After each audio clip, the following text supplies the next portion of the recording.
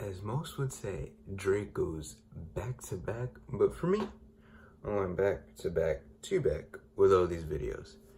That's music for you. What up, YouTube? It's your boy Daniel Llanos making another grand return. And today, I'm actually really excited because there's probably gonna be a lot of favoritism, but I don't really care. My taste in music is my taste in music. And I will try to be as objective as possible. Today, the man, the myth, the legend, Denzel Curry dropped his fourth studio album today called Zuu.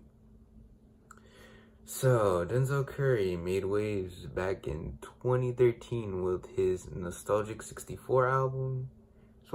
This dude's one of the pioneers to the SoundCloud rap scene, and since then he's been slowly garnering attention. It's been a long ride for him because Ultimate was his hit, but then it unfortunately turned into a meme song because of the water bottle kid, and it's been tough sledding because he dropped one of the better albums in 2016 with Imperial. His 13 EP, which I listened to, is pretty cool. And last year, oh my gosh. So, it's weird. I listened to his discography sort of backwards. I found out about this man last year. Saw Cloud Cobain, the video, and I recommended. I was like, who is this guy? I was like, I gotta listen to this. Found out he dropped an album in the same month. I was ready for it. Bro, Taboo. I still bump Taboo to this day.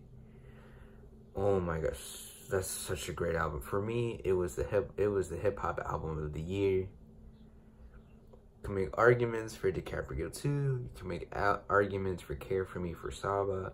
Really felt that one, but for me personally, Taboo was hip hop album of the year. And I was pleasantly surprised when I heard Denzel was dropping more music. I did not think it would be an album. Lengthwise, although this is his fourth album, I consider it, for me, I consider Zuu more of a mixtape. Because it's 12 tracks, but it's only like barely 30 minutes. And 3 of those songs are basically like clips or small interlude pieces that just like transition into the next song. Personally, Zuu is just like an ode to home. Shout out from being from, where is he from again? Carroll City, Miami. I know he's from Florida, so I would say Carroll City, Florida. And I would say, although it isn't as conceptual as Taboo, isn't as dark and grimy, I'd say this has its own aesthetic, being just Florida, just representing Florida with all the trap beats and stuff. Not really trap, but it has its own, you could tell, it has its own regional flavor. Personally, for me, faves had to be opening track Zuu, Birds, which featured Rick Ross, Speedboat, and Ricky are great. Automatic with Take Keith is really good. Personally, for me, I'd say like the beginning is one of the like strongest openings for the year. To be a little objective, I would say the end of the album fizzled out a bit. I would say there were like 2 tracks that I didn't like out of like basically 9, which were like Shake 88. Man, I love you, Denzel, but that song wasn't it. And probably would take a couple more listens to get used to Wish, which featured Marv, but I'd probably be cool with it after a couple more listens. Overall, this is just an ode to his hometown, ode to regional flavors, ode to giving back to his day ones, basically, representing Florida.